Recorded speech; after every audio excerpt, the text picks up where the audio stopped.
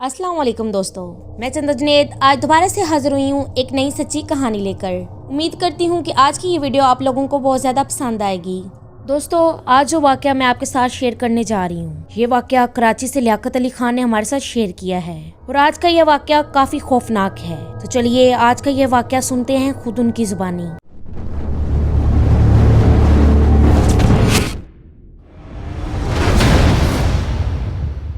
हम कराची के एक इलाके DHA डिफेंस में रहते हैं और ये इस वक्त की बात है जब वहाँ पर ज़्यादा आबादी नहीं थी। काफ़ी ऐसे प्लाट थे जो खाली हुआ करते थे और बहुत बड़ी बड़ी झाड़ियाँ हुआ करती थी। हमारे घर से वो तमाम झाड़ियाँ नजर आया करती थी। हम बहुत ज़्यादा परेशान भी हुआ करते थे क्योंकि जब बारिश होती थी तो झाड़ियों में बहुत ज़्यादा मच्छर पैदा हो जाया करता था। और जैसा कि ये बात सभी जानते हैं कि रात के वक्त DHA डिफेंस में काफी सन्नाटा होता है और रास्ते काफी वीरान हो जाते हैं। और एक दिन मेरे घर वालों को खैरपुर शादी पर जाना था।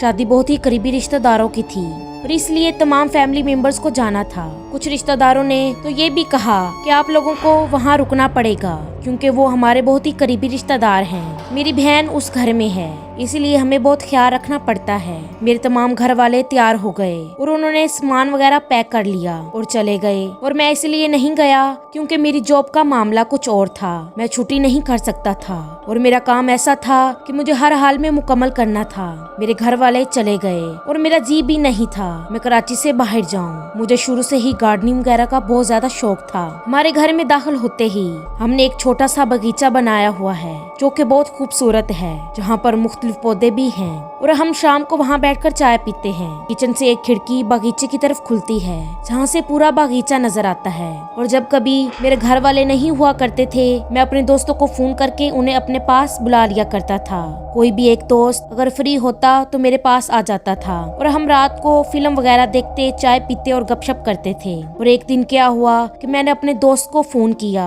और उसने कहा ठीक है, मैं आधी रात को ड्यूटी से वापस आकर तुम्हारे पास आ जाऊंगा, क्योंकि वो किसी रेस्टोरेंट में काम करता था और रेस्टोरेंट 1 बजे बंद होता है और 2 बजे तक उसे तकरीबन मेरे पास पहुंच जाना चाहिए था। और मैंने उसे कहा कि आते हुए कुछ खाने के लिए लेते आना और उसने कहा ठीक है, मैं डायरेक्ट तुम्हारे घर ही आऊंगा। मैं उसका इंतजार कर रहा था और उसे आने में काफी देर हो चुकी थी।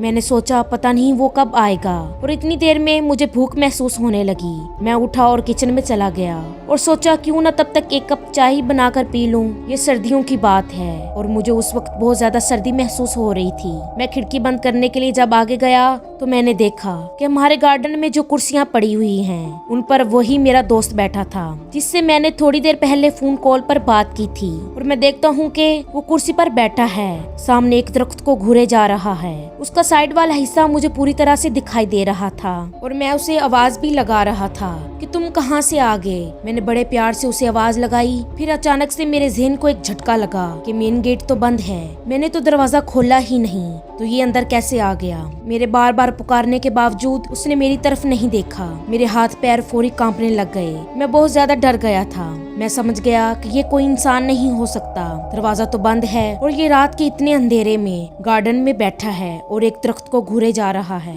मैंने फौरी से मोबाइल निकाला और अपने उसी दोस्त को फोन मिलाया कि तुम कहाँ हो। तो उसने कहा कि मैं बस निकलने ही वाला हूँ। मैंने टाइम देखा तो 1:15 हो रहे थे, लेकिन मैंने उसे कहा कि तुम जितना जल्दी हो सके मेरे घर आ जाओ, क्योंकि मैंने तुम्हारे रूप में अपने गार्डन में एक शख्स को देखा है जो कि अभी भी वहाँ बैठा है मेरी आंखों के सामने, लेकिन वो मेरी तरफ नहीं देख रहा। तुम तो मेरे साथ अभी फोन पर बात कर रहे हो। मेरा जिस्म उसी वक्त इतना गर्म हो गया, मुझे बुखार होने लगा। मैं टेंशन ले गया था क्योंकि वो वहीं पर बैठा था। वो ना हिल रहा था और ना जवाब दे रहा था। मैं भागकर अपने कमरे में चला गया और दरवाजा बंद कर दिया। मैं किसी तरह से भागना चाहता था, लेकिन एक ही रास्ता था, वो मेन डोर गेट में गार्डन में ही बैठा था। आज से पहले कभी भी हमारे घर में ऐसा कोई भी वाकया पेश नहीं आया था, लेकिन जब मेरी वालदा शादी से वापस आई तो मैंने अपनी वालदा को पूरी बात बताई। तो मेरी वालदा ने कहा क्या तुम्हारे साथ भी?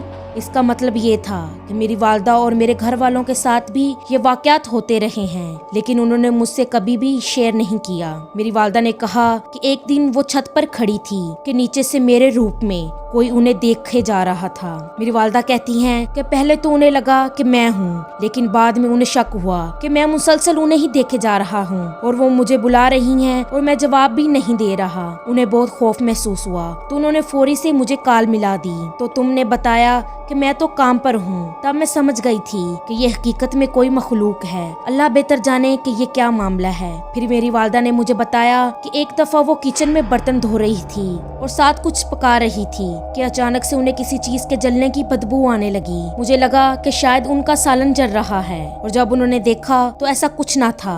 उन्होंने फ्रिज में देखा, माइक्रोवेव ओवन में देखा, लेकिन कुछ ना था। और जैसे ही उनकी निगाह खिड़की पर पड़ी तो उन्होंने देखा कि खिड़की की ग्रिल को पकड़कर एक बूढ़ी औरत खड़ी हुई है जिसका चेहरा बिल्कुल ग्रिल के साथ लगा हुआ है। वो बहुत ही भयानक थी और उसमें से धुएं निकल रहे थे। तो मेरी वालदा फौरी से भागकर अपने कमरे में चली गई और उन्होंने ये सब बातें इसलिए मुझे नहीं बताई क्योंकि मैं अक्सर रात को लेट घर आता हूँ और आने के बाद मैं अकेले रात को किचन में चाय भी बनाता हूँ। तो मेरी वालदा ने बच्चों से ये बात शेयर नहीं की और जब ये वाकया खुद मेरे साथ पेश आया तब मेरी वालदा ने जाकर मुझे ये सब बातें बताई। उन्हें तो ये मखलूक बहुत पहले से ही नजर आ रही थी जो कि बहुत ही भयानक नजर आती है और बुरे हुलिये में होती है।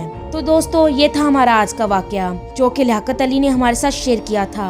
मैं उम्मीद करती हूँ कि आज का ये वाकया आप लोगों को बहुत ज्यादा पसंद आया होगा। दोस्तों इस तरह की मजीद इंटरेस्टिंग वीडियोस देखने के लिए आप हमारे चैनल को सब्सक्राइब करें और बेल आइकन को दबाएं ताकि हर आने वाली वीडियो सबसे पहले आप तक पहुँच सके। तो हमें याद रखिएगा। अल्लाह निगहबान।